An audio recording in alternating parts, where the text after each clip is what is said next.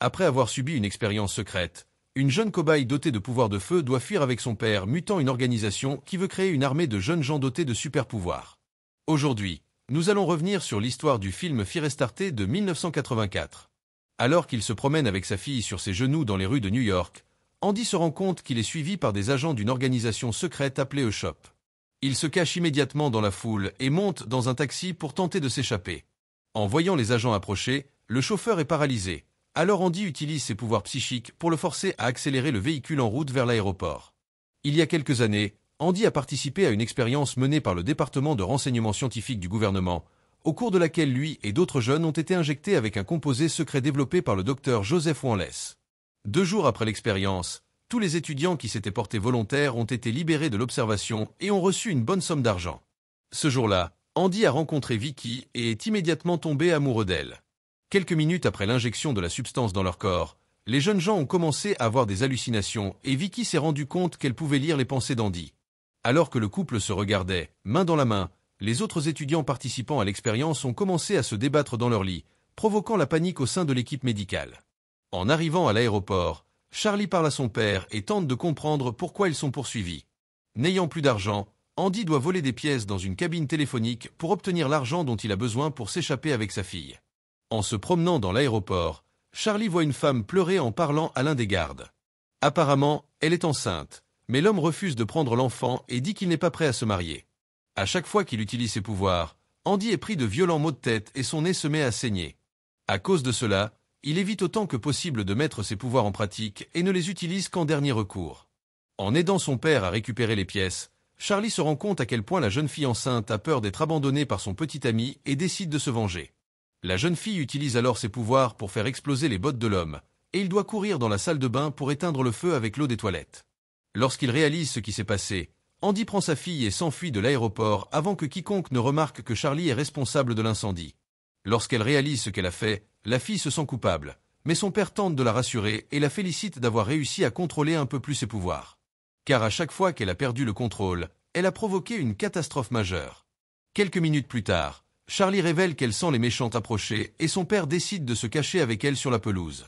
Cependant, lorsque la fille saute sur ses genoux, ils roulent tous les deux sur l'autre voie et Andy s'évanouit juste avant d'être heurté par un camion. Charlie parvient à réveiller son père et ils se jettent tous les deux dans le coin de la piste. Après la frayeur, il se lève et Andy marche avec sa fille sur le dos jusqu'à ce qu'ils trouvent un hôtel où ils peuvent séjourner. Quand Vicky était encore en vie, ils vivaient tous les trois ensemble comme une famille heureuse, et Andy faisait toujours de son mieux pour apprendre à Charlie comment contrôler ses pouvoirs. Cependant, lorsque quelque chose l'irritait, elle perdait le contrôle et mettait un jour le feu aux gants que sa mère utilisait pour cuisiner. Depuis lors, Charlie n'a jamais pu oublier cet incident, et les cris de sa mère continuent de tourmenter son esprit. Quelques semaines plus tard, en rentrant du travail, Andy se rendit compte que sa femme et sa fille n'étaient pas à la maison et se mit à les chercher désespérément. Après avoir cherché dans tous les recoins, il trouva des traces de sang dans la buanderie puis le corps de Vicky dans le placard. Terrifié, Andy partit à la recherche de sa fille et utilisa ses pouvoirs pour empêcher que la jeune fille ne soit enlevée par les agents de The Shop. Avant de partir, il aveugla Léon et Kenny pour se venger car ce sont ces types qui ont éliminé sa femme. Le lendemain matin, au siège de The Shop, le capitaine Hollister reçoit la visite de John Rimbeer et du docteur Wanless.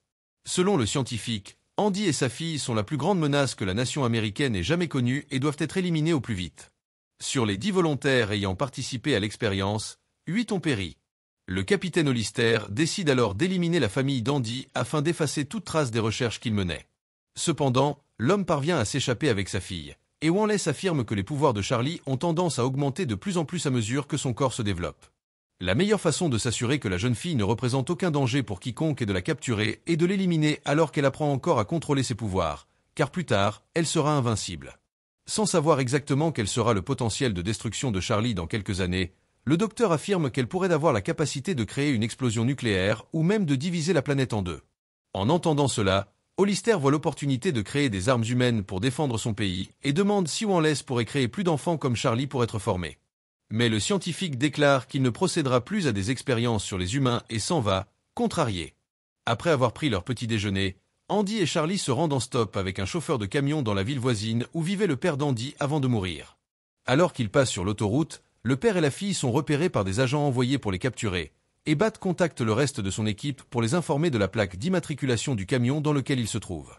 Durant le voyage, IRV Mander invite le couple à déjeuner chez lui, et Andy accepte. Quelques heures plus tard, ils arrivent à la ferme où IRV vit avec sa femme et sont chaleureusement accueillis par Norma.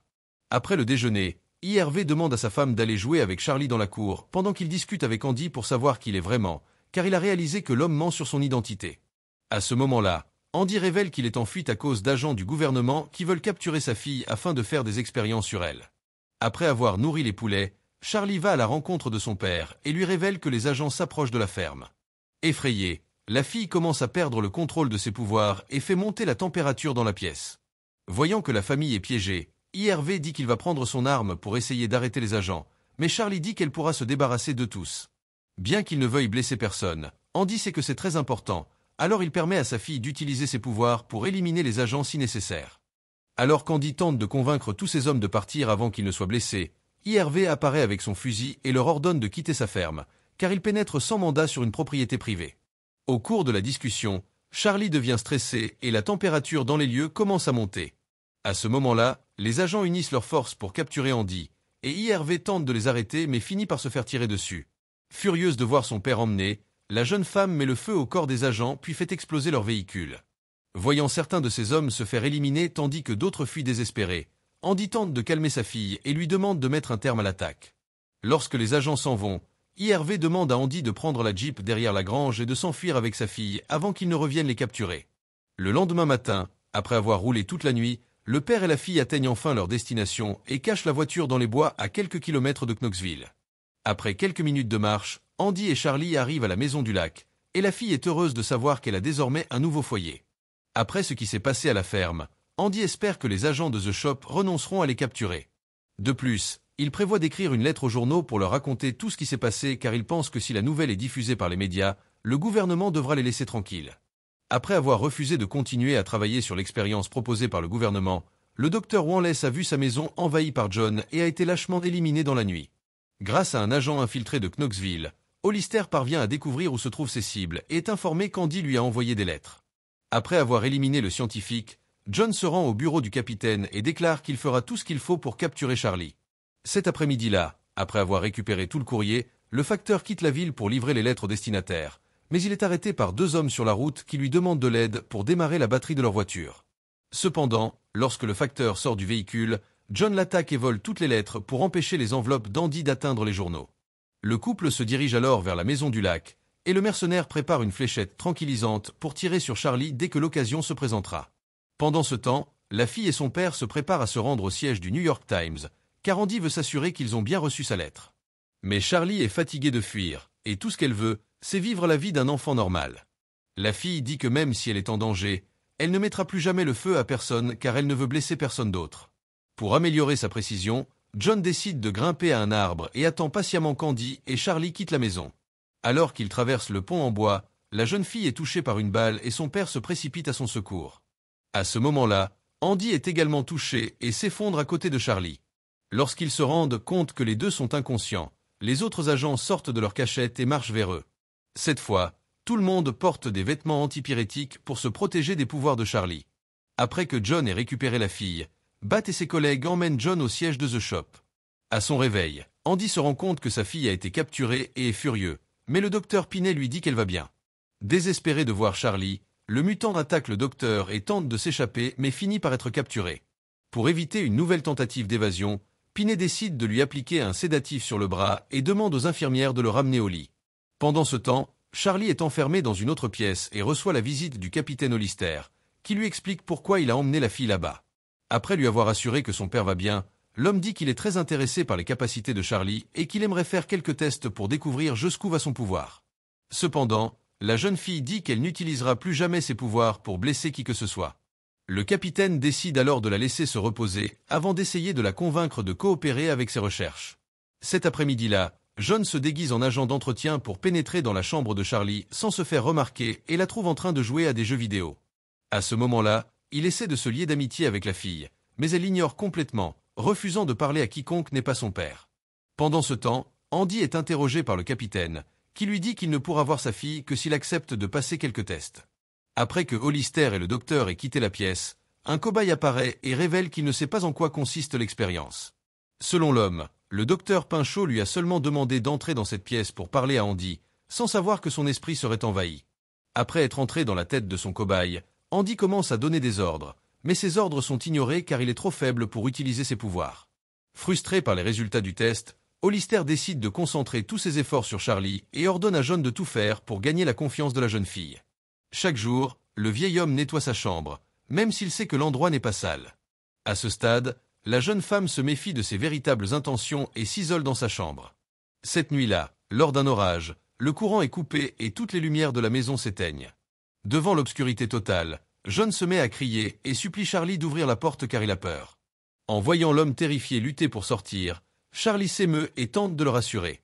Sans électricité, la carte servant à déverrouiller la porte ne fonctionnera pas.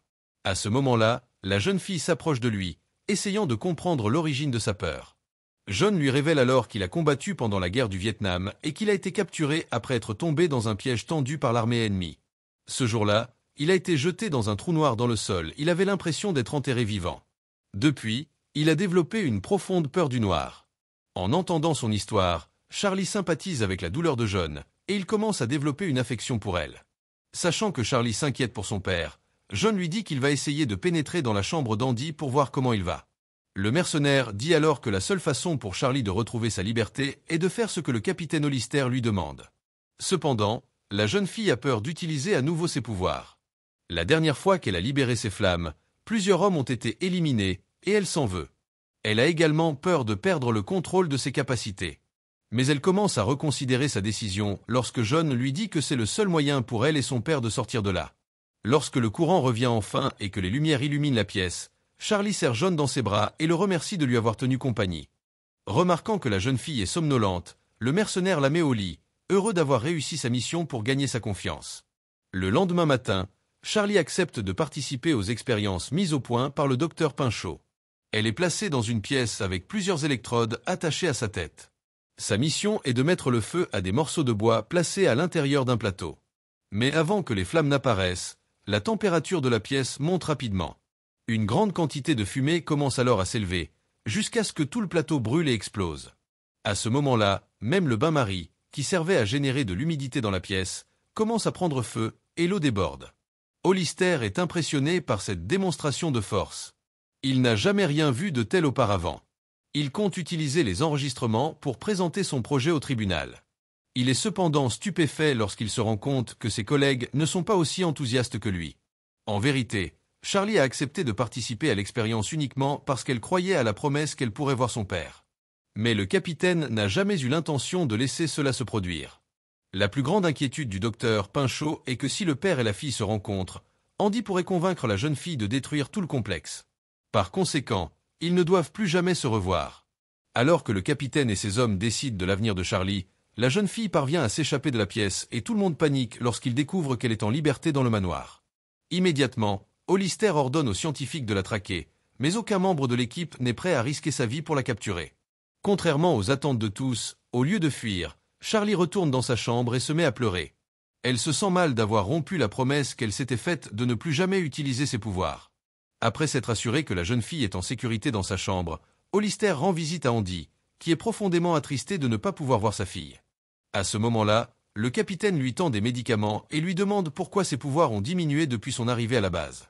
Immédiatement, Andy affirme que ces médicaments le contrôlent, empêchant ses pouvoirs de s'activer.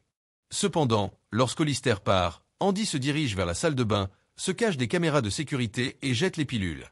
Au fil des jours, John se rapproche de plus en plus de Charlie, gagnant peu à peu sa confiance. Il ne cesse de l'emmener s'amuser et, tous les après-midi, ils font une balade à cheval ensemble. Au cours d'une de leurs promenades, John convainc la jeune femme de participer à une dernière expérience avant de rencontrer son père. Cette fois, Charlie met le feu au bloc de ciment des murs. La température à l'intérieur de la pièce monte si haut que même la porte métallique et les appareils de mesure commencent à fondre, provoquant une énorme explosion. Après avoir fait exploser un mur de béton, elle dirige le feu vers un bac de glace et parvient à le faire fondre. Après avoir terminé l'expérience et suivi les ordres du capitaine, Charlie commence à crier et exige que Hollister respecte sa part du marché. Cet après-midi-là, Hollister emmène Andy faire une promenade dans le manoir et lui révèle qu'il prend des dispositions pour l'envoyer dans une maison de retraite à Hawaï. Lorsqu'il entend cela, Andy fait semblant d'accepter l'offre, disant qu'il est excité par le voyage qui, selon Hollister, aura lieu le soir même. À ce moment-là, Andy parvient à envahir l'esprit de Hollister et ordonne au capitaine d'informer le pilote que lui et Charlie participeront également au voyage. Son plan est de s'échapper avec sa fille lorsque l'avion s'arrêtera pour faire le plein en Californie. Avant de partir, il ordonne à Hollister de remettre une note à Charlie. Ce à quoi Andy ne s'attendait pas, c'est qu'après avoir lu la note, Charlie partagerait leur plan d'évasion avec John. Juste à ce moment-là, un agent de sécurité nommé Mike s'approche et informe Charlie qu'il a été chargé de l'emmener aux écuries à 20 h. Après avoir enquêté sur les détails du plan d'évasion, John se cache dans les écuries juste avant que Charlie n'arrive avec Mike. Lorsqu'elle y arrive, elle utilise ses pouvoirs pour effrayer l'agent de sécurité, menaçant de l'incendier s'il ne part pas. Une fois l'homme en fuite, John appelle Charlie, révélant qu'il se cache au 2e étage. Mais au moment où elle monte les escaliers pour rejoindre son ami, Andy apparaît. Ravi, Charlie se jette dans les bras de son père. Tandis qu'ils s'embrassent, John les regarde de loin, prêt à tirer. Après avoir parlé avec Andy, Charlie se rend compte qu'elle a été trompée. L'homme qu'elle croyait être son ami est le même qui l'a capturé. Dévastée, elle demande à John pourquoi il lui a menti. Caché parmi les bottes de foin, le mercenaire explique qu'il ne peut pas les laisser partir car Charlie représente un grand danger pour la société. John ordonne alors à la jeune fille de monter à l'étage, menaçant de tirer sur Andy si elle refuse. Voulant protéger son père, Charlie s'exécute. Mais Andy, utilisant ses pouvoirs, ordonne au capitaine d'éliminer John. Réalisant que Hollister est sur le point de le tuer, John n'hésite pas et tire sur le capitaine, lui faisant un trou dans la tête. À ce moment-là, Andy parvient à pénétrer dans l'esprit de John et lui ordonne de sauter du 2e étage. Après s'être écrasé au sol, John riposte en tirant sur Andy. Charlie est horrifiée de voir son père saigner. Furieuse, elle se rebelle. John tente de lui tirer dessus, mais Charlie fait exploser la balle en plein vol avant qu'elle ne puisse la toucher. Puis, en un instant, le corps de John est englouti par les flammes. Après la mort de John, les agents de sécurité du manoir se précipitent pour retrouver Charlie. Voyant son père sur le point de mourir, Charlie court vers lui. Dans son dernier souffle, Andy lui dit de fuir, quoi qu'il en coûte, même si elle doit brûler tous ses ennemis. Après avoir prononcé ces derniers mots, il succombe à ses blessures. Charlie, le cœur brisé, lui dit au revoir. Alors que les gardes se rapprochent, elle ouvre les portes de l'écurie, libérant les chevaux afin qu'ils puissent s'échapper avant que l'endroit ne soit entièrement détruit. Puis, elle marche lentement vers les hommes. Terrifiés, ils s'enfuient tous à sa vue. Lorsqu'elle aperçoit le docteur Pinchot qui tente de s'échapper dans une voiturette de golf, elle lui lance une boule de feu, faisant exploser le véhicule. Paniquée à l'idée qu'ils pourraient être les prochains, certains gardes tentent de lui tirer dessus, mais aucune de leurs balles ne l'atteint. Au lieu de cela, ils sont engloutis par les flammes et périssent.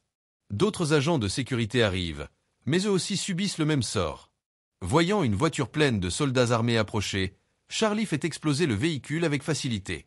Lorsqu'un hélicoptère de la police arrive, elle le détruit également. Finalement, elle met le feu au manoir, ainsi qu'à tout le personnel qui se cache à l'intérieur. En entendant leurs cris de désespoir, Charlie se met à pleurer. Elle n'a jamais voulu blesser personne, mais elle sent qu'elle n'a pas le choix si elle veut s'échapper.